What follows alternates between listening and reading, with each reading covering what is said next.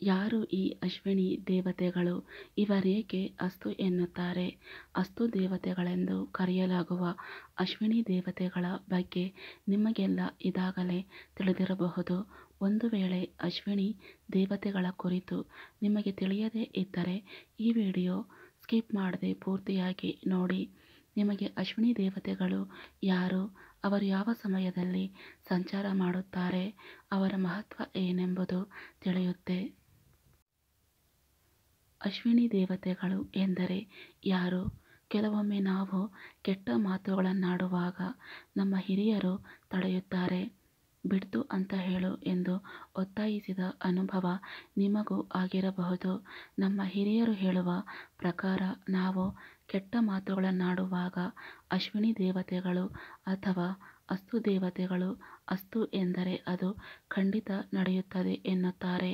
ಈ ಕಾರಣಕ್ಕಾಗಿ ಅವರು ಕೆಡುಕುಂಟು ಮಾಡುವ ಮಾತುಗಳನ್ನಾಡಿದಾಗ ಬಿಡ್ತು ಎಂದು ಹೇಳುವಂತೆ ನಮ್ಮನ್ನು ಒತ್ತಾಯಿಸುತ್ತಿದ್ದರು.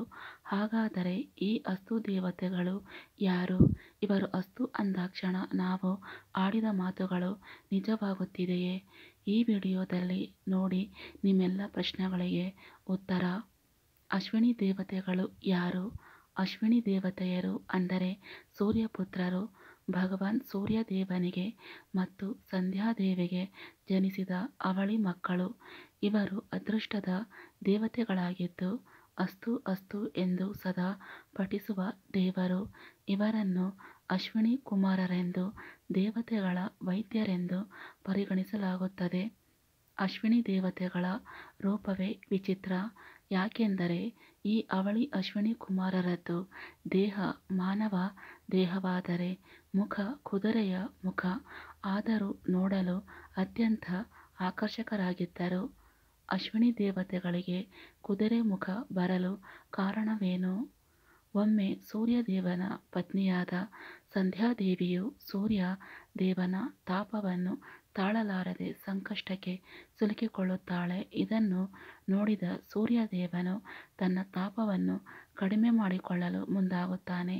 ಆಗ ಸಂಧ್ಯಾದೇವಿಯು, ಸೂರ್ಯದೇವನು ನನಗಾಗಿ ತನ್ನ ತಾಪವನ್ನು ಇನ್ನೂ ಕಡಿಮೆ ಮಾಡಿಕೊಂಡರೆ ಜಗತ್ತಿನಲ್ಲಿರುವ ಎಲ್ಲ ಜೀವರಾಶಿಗಳಿಗೆ ಅಪಾರ ಕಷ್ಟಗಳು ಉಂಟಾಗುತ್ತವೆ ಎಂದು ಯೋಚಿಸಿ ಹಿಮಾಲಯ ಪರ್ವತದತ್ತ ಸ್ವಲ್ಪ ವಿಶ್ರಾಂತಿಯನ್ನು ಪಡೆದುಕೊಳ್ಳಲು ಹೋಗುತ್ತಾಳೆ. ಅಲ್ಲಿ ಯಾರಿಗೂ ಗುರುತು ಸಿಗದ ಹಾಗೆ ಕುದುರೆಯ ಅವತಾರವನ್ನು ತಾಳಿ ಹಿಮಾಲಯದ ತಪ್ಪಲಿನಲ್ಲಿ ವಿಹರಿಸುತ್ತಿರುವಾಗ ಸೂರ್ಯದೇವನು ಕುದುರೆಯ ರೂಪದಲ್ಲಿ ಇರುವ ಸಂಧ್ಯಾದೇವಿಯನ್ನು ಗುರುತಿಸಿ ತಾನೂ ಕೂಡ ಕುದುರೆಯ ರೂಪವನ್ನು ತೆಗೆದುಕೊಳ್ಳುತ್ತಾನೆ. ಅಶ್ವಗಳ ಅವತಾರದಲ್ಲಿ ಇವರಿಬ್ಬರ ನಡುವೆ ನಡೆದ ಮಿಲನದ ಸಂಕೇತವಾಗಿ ಜನಿಸಿದವರೇ ಅಶ್ವಿನಿ ದೇವತೆಗಳು. ಇನ್ನು ಕೆಲವು ಕಥೆಗಳಲ್ಲಿ ಅಶ್ವಿನಿ ದೇವತೆಗಳು ಸೂರ್ಯ ಮತ್ತು ಮೋಡದ ಪುತ್ರರು ಎಂದು ಹೇಳಲಾಗಿದೆ. ಅಶ್ವಿನಿ ದೇವತೆಗಳ ಮಹತ್ವ. ಅಶ್ವಿನಿ ದೇವತೆಗಳಿಗೆ ಹಿಂದೂ ಧರ್ಮದಲ್ಲಿ ಮಹತ್ತರ ಸ್ಥಾನವನ್ನು ನೀಡಲಾಗಿದೆ. ಮುಸ್ಸಂಜೆ ಸಮಯವನ್ನು ಅಂದರೆ ಸೂರ್ಯ ಮುಳುಗುವುದಕ್ಕಿಂತ ಮೊದಲು 24 ನಿಮಿಷಗಳನ್ನು ಅಶ್ವಿನಿ ದೇವತೆಗಳ ಸಮಯವೆಂದು ಪರಿಗಣಿಸಲಾಗುತ್ತದೆ. ಈ ಸಮಯದಲ್ಲಿ ಅಶ್ವಿನಿ ದೇವತೆಗಳು ಚಿನ್ನದ ಕುದುರೆಯಲ್ಲಿ ಸಂಚಾರವನ್ನು ಮಾಡುತ್ತಾರೆ ಎನ್ನುವುದು ನಂಬಿಕೆ. ಈ ಸಮಯದಲ್ಲಿ ಅಪಶಕುನದಂತಹ ಮಾತುಗಳನ್ನು ಆಡಬಾರದು, ಸುಳ್ಳನ್ನು ಹೇಳಬಾರದು, ಇನ್ನೊಬ್ಬರ ಮನಸ್ಸಿಗೆ ನೋವಾಗುವಂತಹ ಪದಗಳನ್ನು ಬಳಸಬಾರದು, ಮಲಗಬಾರದು ಎಂದು ಹೇಳಲಾಗುತ್ತದೆ. ಅಶ್ವಿನಿ ದೇವತೆಗಳು ಅಸ್ತು ಅಸ್ತು ಎಂದು ನುಡಿಯುತ್ತಿರುತ್ತಾರೆ. ನಾವು ಒಂದು ವೇಳೆ ಅಪಶಕುನ ಮಾತನಾಡಿದಾಗ ಅವರು ಅಸ್ತು ಎಂದರೆ ಅದು ಖಂಡಿತ ನಡೆಯುತ್ತದೆ ಎನ್ನುವ ಕಾರಣಕ್ಕಾಗಿ ಯಾವಾಗಲೂ ನಾವು ಒಳ್ಳೆಯದನ್ನೇ ನೆನೆಯಬೇಕು, ಮಾತಾಡಬೇಕು. ಅಶ್ವಿನಿ ದೇವತೆಗಳು ಸಂಚಾರ ಮಾಡುವಂತಹ ಸಮಯದಲ್ಲಿ ಸ್ನಾನ ಅಥವಾ ಕೈಕಾಲು ಮುಖವನ್ನು ತೊಳೆದು ಶುದ್ಧರಾಗಿ ಮನೆಯ ದೇವರ ಕೋಣೆಯಲ್ಲಿ, ತುಳಸಿಯ ಬಳಿ ಹಾಗೂ ಇನ್ನೂ ಕೆಲವರು ಮನೆಯ ಹೊರಗೆ ದೀಪವನ್ನು ಹಚ್ಚಿ ಪೂಜೆಯನ್ನು ಮಾಡುತ್ತಾರೆ.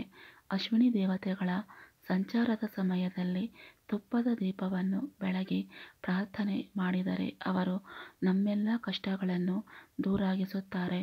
ಜೀವನದ ಪ್ರತಿಯೊಂದು ಹಂತದಲ್ಲೂ ಯಶಸ್ಸು, ಸಂತೋಷ ಮತ್ತು ಸಮೃದ್ಧಿಯನ್ನು ಕರುಣಿಸುತ್ತಾರೆ ಹಾಗೂ ಜೀವನದ ಪ್ರತಿಯೊಂದು ಹಂತದಲ್ಲೂ ಏಳಿಗೆಯನ್ನು ಹೊಂದುತ್ತಾರೆ ಎನ್ನುವ ನಂಬಿಕೆಯಿದೆ. ಅಶ್ವಿನಿ ದೇವತೆಗಳ ಬಗ್ಗೆ ಈ ಮಾಹಿತಿಗಳು ಇಷ್ಟ ಆದರೆ ಲೈಕ್ ಮಾಡಿ, ಶೇರ್ ಮಾಡಿ ಹಾಗೂ ಸಬ್ಸ್ಕ್ರೈಬ್ ಮಾಡಿ. ಧನ್ಯವಾದಗಳು.